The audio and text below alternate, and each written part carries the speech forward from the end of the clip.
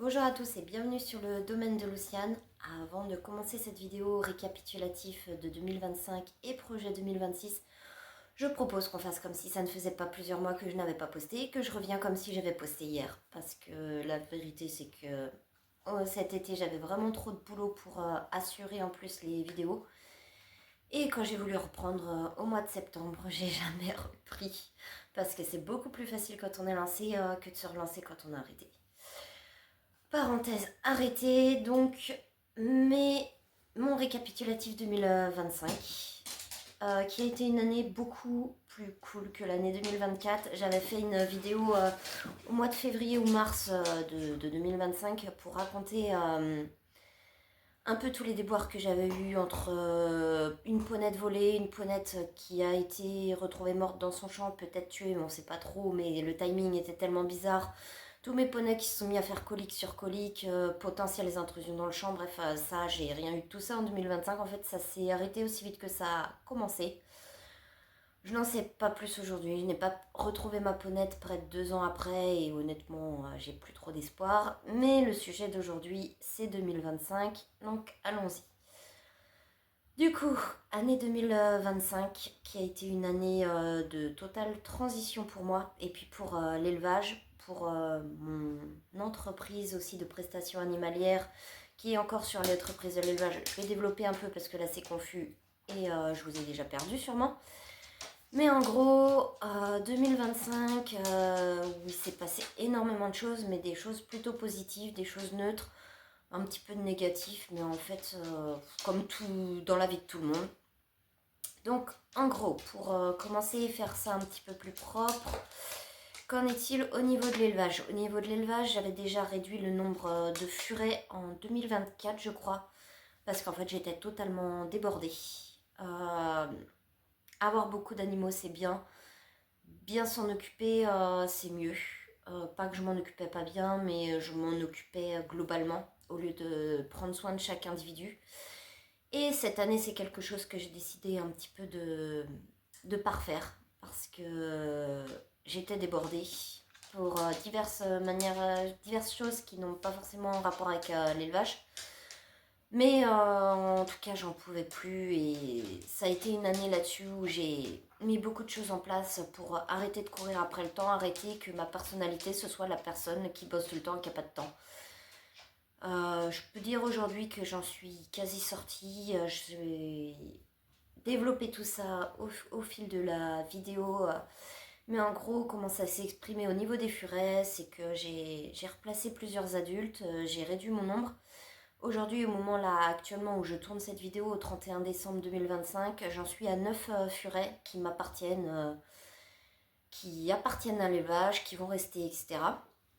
Donc furets reproducteurs, des mâles et des femelles. J'ai 3 mâles, 6 femelles, dont une qui ce sera la dernière année, Suki, pour ceux qui suivent un petit peu l'élevage depuis longtemps, hein, le nom ne doit pas leur être étranger, c'est ma petite furette chocolat qui a fait plusieurs portées. Donc cette année, ou plutôt l'année qui arrive, elle va faire une dernière portée et ensuite ce sera terminé, ce sera retraite, mais elle va rester à la maison pour la simple raison en fait que j'ai mis beaucoup de choses en place au niveau du bien-être de mes furets puisque toutes mes furettes maintenant vivent à l'intérieur de ma maison. Alors moi ça faisait des années que j'élevais en extérieur et c'est vrai qu'il y a cette histoire qu'il faut respecter la photopériode pour les furets, c'est le mieux pour eux, etc. Et en fait, j'avais pas de relation avec mes furets je m'en occupais, mais je m'en occupais, ils étaient dehors, j'allais faire les soins, je les sortais. Mais en fait, quand il fait -2, bah, ton furet, tu t'en occupes, tu fais le strict minimum, mais voilà, faut être honnête, et ça ne me convenait plus. Donc j'ai suivi les conseils d'une amie qui a passé le pas, elle aussi, il y a quelques années, et en fait, sans regret, j'ai installé dans une de mes chambres des parcs. Alors, c'est plus de boulot, clairement. Ça me coûte plus cher aussi parce que quand ils sont dehors, je peux utiliser une litière qui est moins absorbante mais qui est compostable. Mais quand c'est à l'intérieur, bah, il n'y a pas le choix, faut que ça sente le moins possible. Donc, c'est la litière à 17 euros le sac par semaine. C'est plus Manutention, parce que moi je n'ai pas mes congèles chez moi, mes congèles sont chez ma mère qui a beaucoup plus de place. Ma maison n'est pas du tout pratique, j'ai des portes qui font 30 cm de large, j'exagère mais à peine. Et du coup, bah faut récupérer la viande tous les jours pour tous les animaux. Bon, je suis déjà habituée à le faire parce que mes chiens sont au cru aussi. Et elle me fait trop rire, elle est trop belle. Fanfan. Bref. Euh, donc c'est un petit peu de manutention, faut récupérer la viande, faut acheter la litière parce qu'évidemment c'est pas de la litière que je trouve au supermarché, c'est de la litière que je dois commander sur internet. Faut faire les commandes, faut faire tout ça. Mais voilà, un petit peu de manutention, mais en gros mes furets sont chez moi. J'avais fait des vidéos où ils étaient déjà chez moi, j'avais fait des vidéos où je parlais des parcs. Ces vidéos ne sont plus du tout d'actualité de toute façon, même celle que j'avais fait, je crois que c'était une des dernières que j'avais faites sur comment je m'en occupe dans le ménage et tout a changé en fait, plus rien n'est d'actualité, mais c'est pas grave, j'en referai d'autres. Et, euh, et voilà, donc mes furettes sont chez moi, j'ai plusieurs parcs, j'en ai 3 qui sont en cage parce que ça devenait ingérable, elles faisaient leurs besoins. Et en fait mon sol c'est du parquet, ça absorbait tout, donc elles sont en cage avec sortie. Mais voilà, j'en profite beaucoup plus en fait parce que tous les soirs je peux jouer avec, je peux les faire des caresses. Et en gros, j'ai Suki qui était très cool quand elle était en extérieur, puis qui a commencé à mordre quand elle est arrivée ici. Je me suis dit, elle se plaît pas, mais en fait, non, c'était juste, elle était pas tout à fait à l'aise à être plus proche de moi. Et là, en fait, c'est totalement passé. Elle a compris que bah non, rien n'avait changé, que j'étais toujours la même humaine, qu'il y avait pas de soucis. Et en gros, Suki me fait des câlins, donc autant j'ai l'habitude de placer mes furets en compagnie après leurs années de repos, pas parce que je veux m'en débarrasser, comme pourraient dire certains, mais parce que plus on a d'animaux, plus notre attention est dispersée, et j'estime qu'une personne qui va avoir son premier furet, qui va être retraité d'élevage et qui va lui donner une vie de pacha, c'est le mieux qu'on puisse leur offrir plutôt que d'être égoïste et de les garder. Mais voilà, Suki, elle a développé un lien avec moi, donc Suki va rester à la maison, elle a sa place. Et tant pis, ça me fait quand elle partira à la retraite, je prendrai une furette reproductrice en moins pour rester à mon petit niveau parce que je veux essayer de rester à 10 maximum. Sauf si vraiment je vois que j'arrive à gérer, mais voilà. Donc voilà ce qu'il en est. J'ai mes 6 furettes à la maison. Actuellement, il me reste des petits à placer. Une furette qui pourrait partir à la retraite, mais je ne sais pas si je vais réussir à la placer parce qu'elle est albinos et que les gens, quand c'est albinos, ils veulent pas. Soit ils veulent pas, ou alors ils nous disent, bah comme elle est albinos, j'ai pas envie de la payer. Et ouais, mais moi je paye pas les frais vétérinaires en fonction de la couleur. En fait, mes adultes, je les place en remboursement des frais vétérinaires. Je peux pas baisser le prix plus, même si c'est élevé, mais tout est fait en fait, plus vaccin, implant, ça a un certain prix. Bref, c'est pas le sujet. Donc voilà, mes mâles quant à eux, ils sont toujours en extérieur parce que les mâles en rut à l'intérieur, je peux pas. C'est catastrophique. Le furet qui a fait son petit trait de pipi puis qui s'est frotté dedans et qui sent bien le fromage de chèvre mélangé au bouc, non. Donc désolé pour eux. Par contre, ils ont aussi eu un upgrade parce que comme j'ai moins de furets là où ils sont plus que 3. Bah, j'ai viré mes cages et j'ai mis des grands parcs. Donc ils vivent dans des parcs assez grands. Alors je sais, un parc, ils en ont vite fait le tour, mais c'est quand même mieux que d'être dans une cage. Et ils sont quand même stimulés, ils ont des jeux, ils ont de l'attention, voilà. Donc voilà pour les furets.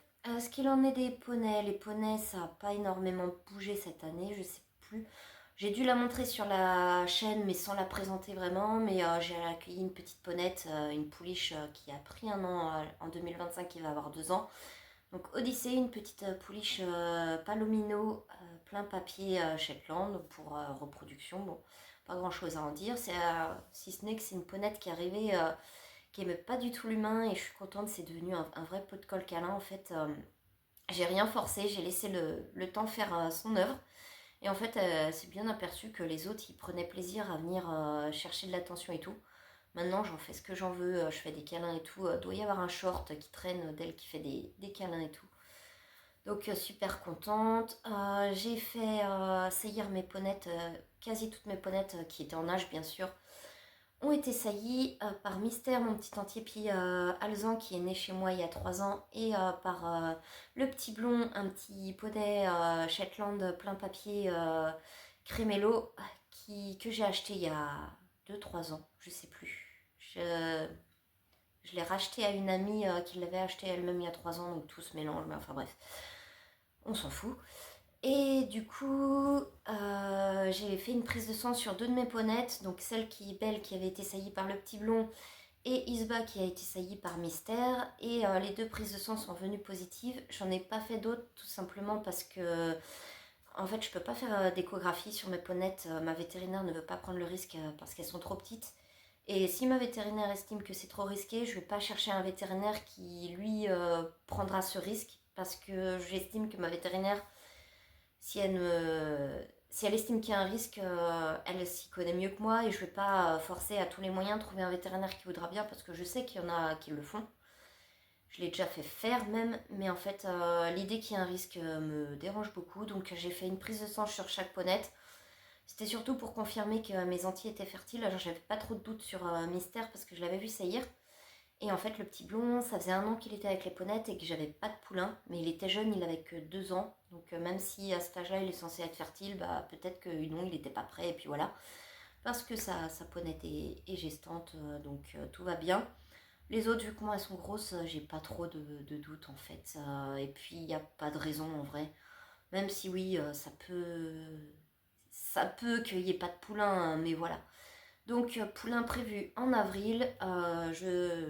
J'ai très hâte.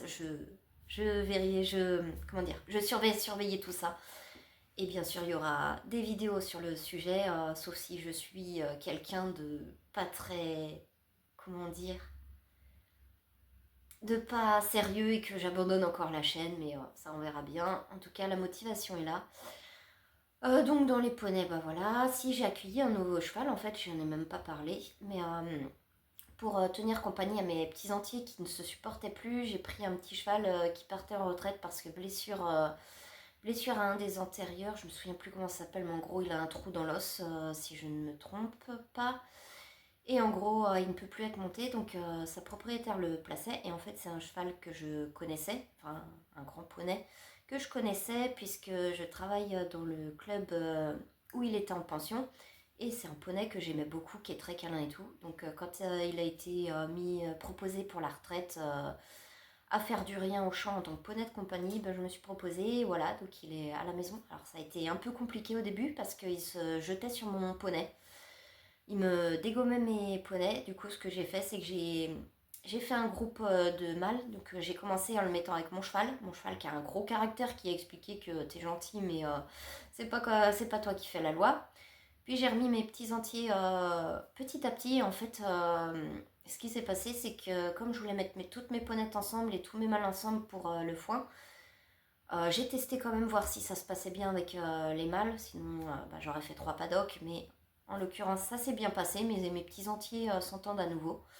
Donc j'ai fait un groupe de mâles et un groupe de femelles pour l'hiver pour mettre des rounds de foin, que chacun ait accès au foin de son côté sans avoir à faire venir qu'un soit le monsieur qui me livre, parce que le monsieur qui me livre, il est à côté, c'est pas gênant, mais il peut me livrer que 2 rounds à la fois. Donc c'est bien pratique de mettre un round aux femelles, un round aux mâles. En plus, ils mangent à peu près aux mêmes vitesses, même si les groupes sont pas de même taille. Donc c'est parfait, je fais livrer mes 2 rounds de foin, c'est un confort supplémentaire pour l'hiver. Et donc du coup oui, j'ai accueilli ce petit cheval, Flamme, qui est là pour faire du rien complètement. J'ai envie de faire à l'avenir un petit peu de médiation animale avec lui potentiellement, parce que j'ai eu mon diplôme certifiant que j'ai suivi une formation de médiation animale. J'en avais parlé sur le récapitulatif 2024, projet 2025 de mars, février-mars. Et du coup, donc j'ai eu mon diplôme. Bon, en même temps, c'était pas dur, il suffisait juste de faire les devoirs et de rendre le grand mémoire à la fin, et on avait son diplôme. Ça demandait pas des capacités de fou.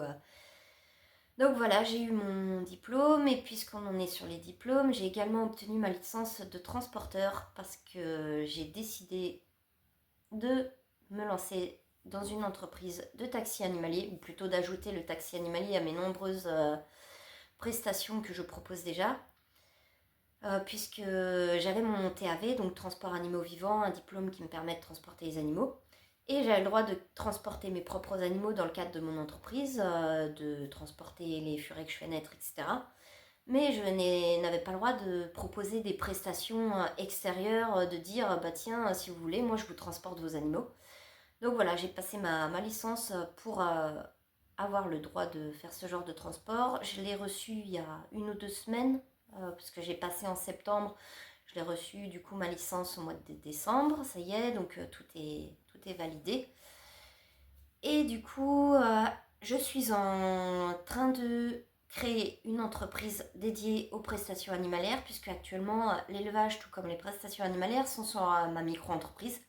Et en fait, ça fout le bordel au niveau des assurances. Les assurances sont très frileuses à me faire des contrats qui me couvrent bien. J'ai réussi à avoir une responsabilité civile très difficilement, mais là, en fait, j'ai besoin de créer une entreprise dédiée pour que niveau assurance, ça pose plus de soucis.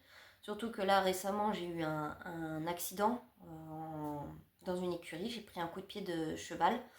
Alors j'ai eu beaucoup de chance puisque c'est seulement le bras qui a pris. Je ne sais pas si on verra grand chose. Alors, il y a encore un peu le bleu, ça fait plus de 2 semaines maintenant. Mais on voit la bosse quand même là. Mais en gros, je me suis pris un coup de pied de cheval. Alors j'ai eu énormément de chance parce que je pense sur tous les endroits du corps où j'aurais pu être touchée, j'ai été touchée à l'endroit le moins grave. Même si ça fait mal sur le coup, mais en vrai, je m'estime que j'ai pas le droit de me plaindre tellement j'ai eu de la chance.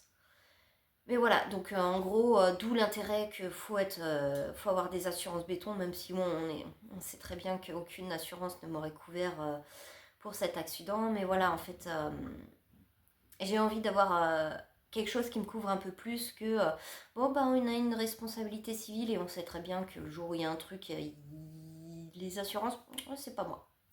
Voilà.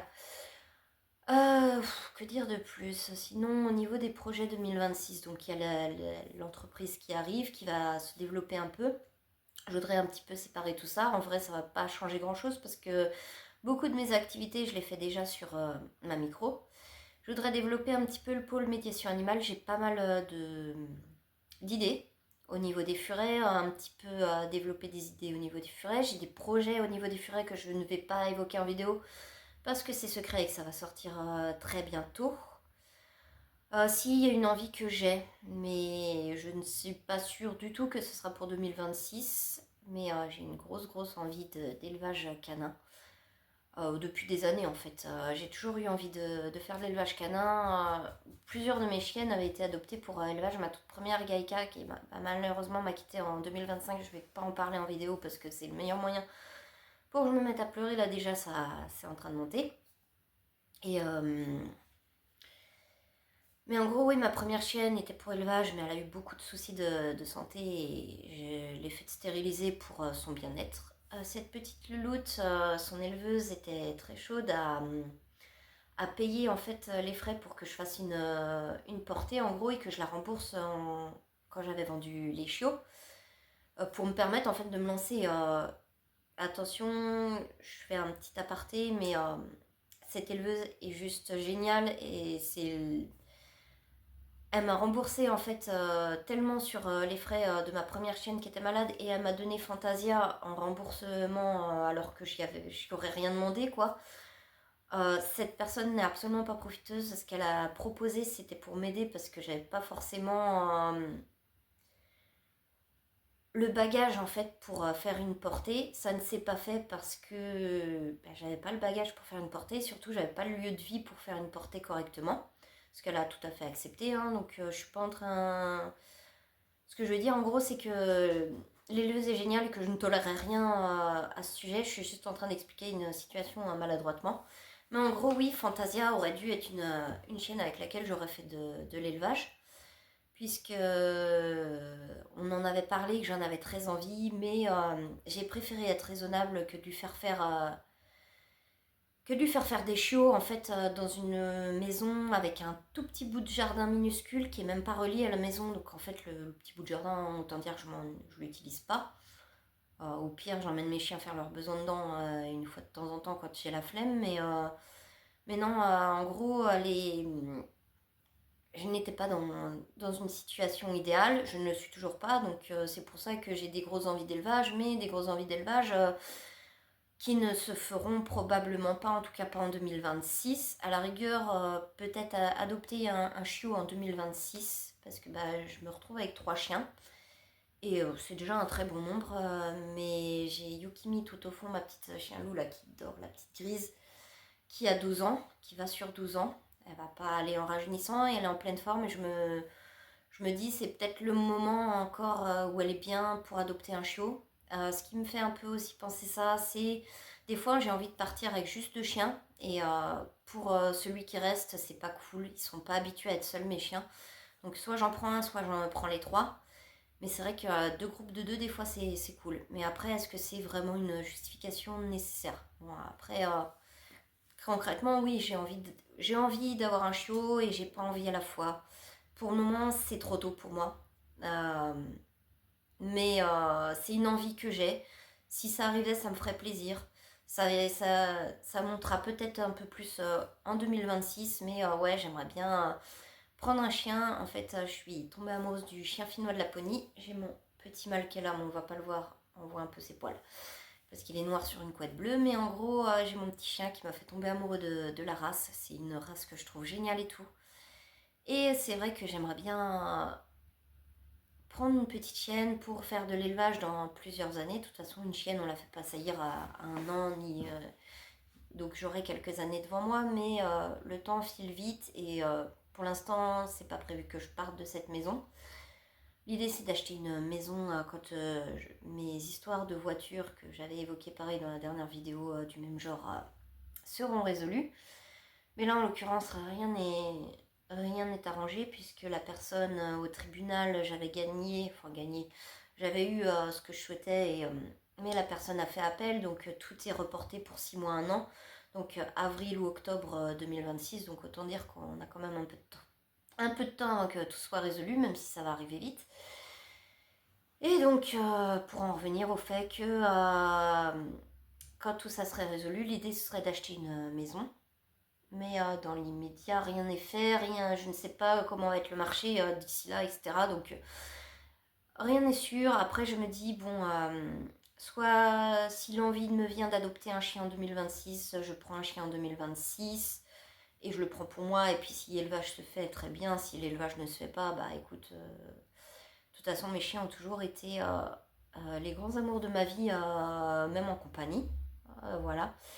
Je me dis sinon, mon petit chien, déjà commencer un petit peu à mettre les pieds dans le monde des expos et tout avec lui, même si ça donne rien ou quoi. Mais voilà, mettre un premier pas dans ce petit univers, etc. Mais voilà. Donc à voir, c'est complètement le bordel. Je sais pas du tout ce que ça va donner, mais on y va et tant pis, et j'assume. Sinon, un autre truc qui me revient, mais au niveau des chevaux, même si j'avais dit que j'avais fini, mais en fait, je suis pas du tout, puisque pour Noël, je me suis offert des cours au niveau. Alors, pas équitation, parce que je monte déjà à cheval, je remonte déjà à cheval depuis quelques mois, mais ça, c'est pas le sujet de mon élevage ou quoi.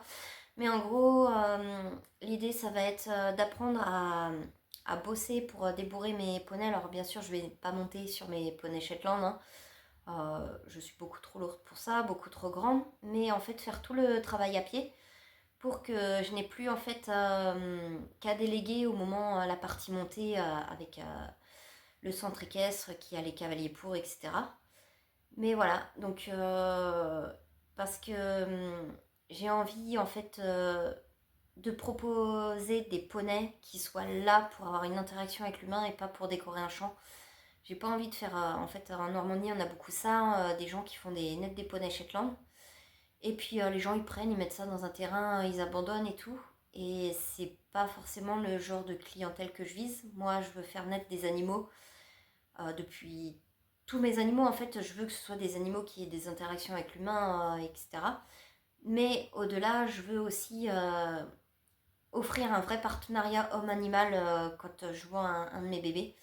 Donc je voudrais commencer à bosser un petit peu mes poneys et tout pour qu'ils puissent partir comme pour des petits cavaliers, des trucs comme ça. Donc voilà, je vais commencer à bosser là-dessus parce que honnêtement, même si j'ai toutes les bonnes intentions du monde et que j'estime que je fais un peu mieux le boulot, actuellement, il n'y a pas grand-chose qui me différencie des poneys, des cocktails de prairie qu'on laisse papa-maman ensemble dans un champ. Il n'y a pas grand-chose, si ce n'est que je fais un peu plus attention à mes bêtes, mais voilà. Et c'est pas ça que j'ai envie. J'ai toujours eu envie de faire un élevage de qualité, de proposer des animaux de qualité, etc. De faire les choses bien. Moi, je considère que quand on fait les choses, on les fait, on les fait bien, on les fait pas. Donc voilà, j'ai envie de continuer sur cette lancée. Que dire d'autre. Sinon, j'ai pas mal eu de naissances au niveau des poules. J'ai eu ma seconde génération qui est née. J'ai eu des jolies poules Brahma qui sont super jolies. Des poules noires. Donc là, je vais commencer. J'ai fait mes petits parcs et je continue à élever. Donc j'ai un couple de Pékins, mais qui est à vendre. Si jamais ça intéresse quelqu'un, vous pouvez me contacter d'ailleurs. J'ai un parquet de poules noires cailloutées de blanc en Brahma. J'ai un parquet de perdrix doré maillé bleu. Et j'ai encore quelques poules qui restaient de mes toutes premières poules en fait, où j'avais acheté un peu toutes les couleurs et tout. Et il m'en reste, mais ces poules-là sont à vendre comme cocottes de compagnie ou même ça peut intéresser des éleveurs. J'en ai des très jolies qui sont de couleur pure, mais qui mélangées entre elles, en fait, j'ai pas les coques qui vont avec et je peux pas faire 50 parcs de poules, c'est beaucoup de boulot. Donc voilà, j'ai ces petites cocottes là à vendre qui sont encore à la maison du coup que je. Et j'ai les poules soie. En poules soie, j'ai du paint et j'ai du blanc et j'ai du noir et du bleu, je crois. Oui, j'ai du bleu. Voilà, il est bleu mon coq. Voilà, bon bah j'ai quelques soies aussi, donc j'ai des cailles, enfin j'ai tout ça. J'ai toujours mes moutons, j'ai toujours mes chèvres, rien de bien nouveau à ce niveau-là. Cette année, j'ai mis mes deux chevrettes à la saillie pour des bébés prévus pareil en avril 2026. Les moutons, j'ai mes femelles adultes qui ont été normalement saillies par mon bélier. Donc bébé pareil prévu en 2026. Sinon, quoi dire d'autre. En fait, ça a été une année dense, mais à la fois tranquille parce que j'ai pas énormément de choses à raconter. Dans le sens, si j'ai récupéré une petite agnelle aussi, dont la maman est morte en mettant bas. Elle était âgée. Donc mon voisin nous l'a proposé parce qu'il sait que avec ma mère, on sait élever au biberon. Enfin, c'est pas compliqué, mais qu'on prend le temps d'élever au biberon, il nous a confié cette petite brebis qui actuellement est toujours chez ma mère parce que je n'ai pas voulu qu'elle soit saillie cette année, vu qu'elle a moins d'un an, elle a tout le temps de faire des bébés plus tard, donc elle est tranquille à grandir. Sinon, bah, que dire d'autre donc voilà pour tout ce qui va être animaux. Au niveau de l'entreprise, donc j'ai développé une entreprise va venir dédiée aux prestations animalières. Je peux peut-être creuser un peu plus d'ailleurs. Mais en gros, moi, ma référence de base, c'est on a des sociétés qui sont un petit peu multiservices. Vous y allez, vous pouvez avoir du bricolage, du jardinage, du ménage, même de l'aide à la personne pour certaines. Enfin, voilà, c'est en gros, c'est cette référence que j'ai. Dans mon entreprise, en fait, vous venez et c'est la même chose, sauf que c'est dédié aux animaux. C'est-à-dire, vous allez avoir du clicker training, vous allez avoir du, du pet sitting, vous allez avoir du transport, etc. Alors, je sais que certains diront que c'est beaucoup pour une seule personne, mais en fait, moi je trouve pas ça gênant dans le sens où si j'ai pas le temps de faire quelque chose, tout simplement, bah j'aurai pas le temps ou je recruterai, enfin voilà. Mais toutes ces cordes, en fait, je les ai à mon arc et je les propose. Et si quelqu'un a besoin de tel service, puis un autre jour il a besoin de tel autre service, bah voilà, tout est au même endroit. Et moi je trouve que ce genre d'entreprise, ça a du sens. Moi, en tout cas, en tant que propriétaire d'animaux, si demain je devais faire garder mon animal, puis tiens, bah ça se passe bien avec la personne qui garde mon animal, j'ai besoin de faire promener mon animal 3 fois par semaine, bah voilà, je peux aller avec la même personne, puis en même temps, elle fait de l'éducation. Bah tiens, hop, même si l'éducation, je propose ça trop parce que je suis pas formée pour. Autant je peux proposer des petites choses simples, medical training, tout ça, oui, il n'y a pas de souci. L'éducation du chien, comportementalisme, etc., ça non. Mais voilà, mais en gros, entreprise multiservice autour du monde animalier, check. C'est quelque chose en plus que j'ai l'utilité en tant qu'éleveuse, puisque j'ai le transport des furets. Quand je place un furet, il y a des personnes qui me recontactent. Est-ce que vous pouvez faire le pet sitting? Oui, pas de souci, tac. Donc voilà, en fait, tout se regroupe et voilà. Euh, je crois que j'ai fait le tour, c'est déjà pas mal. Le niveau projet 2026, donc développer la médiation animale, je crois que je l'ai déjà dit. J'ai quelques idées, des petits ateliers, etc., dédiés aux adultes, dédiés aux enfants. Moi, je suis pas trop branchée à aller dans les EHPAD et tout parce que j'ai pas un contact facile avec les gens. Je suis quelqu'un qui est très réservé et en fait, on va pas se mentir, ça va être pas quelque chose dans le quoi je vais exceller. Donc, je vais pas essayer. Par contre, faire des petits ateliers, des trucs comme ça, c'est quelque chose en fait que je fais déjà. Quand les gens viennent me prendre un furet, je passe énormément de temps. Sauf si vraiment les gens sont pressés, mais en général, c'est pas rare que les gens ils restent un petit moment et je leur explique un petit peu ce que je fais, etc. Donc, c'est quelque chose que je fais déjà, que je leur apprends le contact, je leur apprends à manipuler.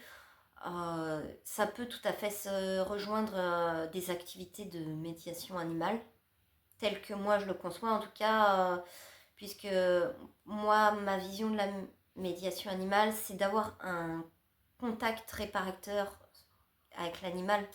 Réparateur dans le sens où l'animal vient nous apporter des choses, vient combler des choses.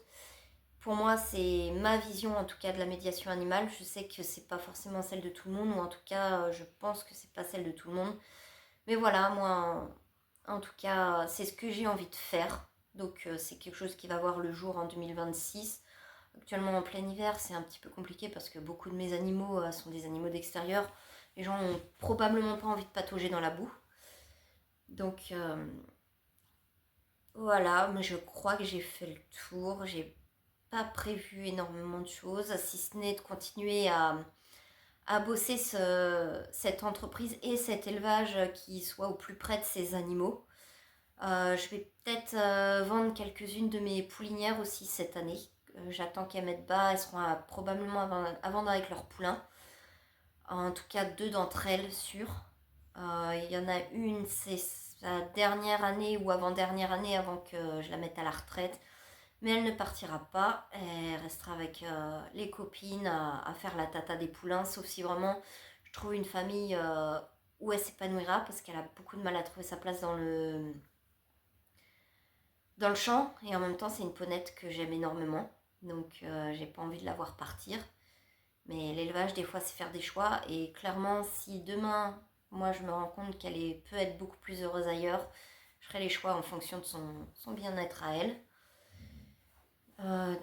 Voilà. Je pense que j'ai fait le tour. Je suis sûre que j'ai oublié des choses et que quand je vais arrêter, je vais me dire merde, j'ai pas parlé de ça. Mais voilà. Donc en tout cas, s'il y a quand même un dernier projet qu'il faut que je parle quand même, puisque je suis sur la chaîne YouTube. Mais j'aimerais bien vraiment reprendre le rythme. Alors l'idée, on va rester raisonnable, ce serait de recommencer à poster une vidéo semaine. Mais il y a une partie de moi qui aimerait bien faire 2 vidéos semaine, puisque j'ai un peu plus de temps maintenant. D'ailleurs, j'ai même pas parlé du temps, mais en gros, j'étais tellement accablée par le temps avec le boulot et tout, j'ai réduit énormément d'heures. Et je me suis un peu plus lancée à mon compte pour reprendre un peu le contrôle de mon temps, puisque je n'avais plus de vie. Je me suis retrouvée cet été des semaines de 80 heures de boulot, partir le matin tôt, rentrer le soir, dormir et recommencer le lendemain. Et du coup, j'ai repris un peu le contrôle de mon temps, ce qui veut dire plus de temps pour mes projets perso et donc plus de temps pour cette chaîne. Et non, je n'avais pas perdu le fil totalement, presque. Et du coup, j'aimerais bien faire 2 vidéos semaine, une qui est un peu plus vlog, etc., mon quotidien, une qui est un peu plus dédiée, par exemple, au tutoriel. J'avais commencé mon furet mort, etc. J'aimerais vraiment mettre plus de choses, faire plus de choses pour apprendre aux gens en fait à interagir avec leur furet, avec leur cheval, tout ça. Il y a des choses que j'évoquerai pas parce que je suis pas formée ou que je n'ai pas des connaissances. Mais j'ai quand même quelques petites choses à apporter. Comment je m'occupe de mes furets, ça peut intéresser les gens et tout. Et j'aimerais bien du coup développer un format sur ce sujet. Donc à voir. Et du coup, de la régularité YouTube pour 2026, on va essayer. Je l'ai promis tellement de fois que je me sentirais... comment dire, je me sentirais pas menteuse, mais que je me sentirais pas sûre de l'annoncer en tout cas. Donc voilà, en tout cas, n'hésitez pas à vous abonner pour donner de la force à cette chaîne, me motiver. Même si c'est pas un manque de motivation, c'est un manque de, je sais pas, de temps, de régularité. Enfin voilà, bref. Je vais arrêter le carnage ici. En tout cas, si vous avez regardé jusqu'au bout, je vous dis merci. Et puis je vous dis à très bientôt. Bye!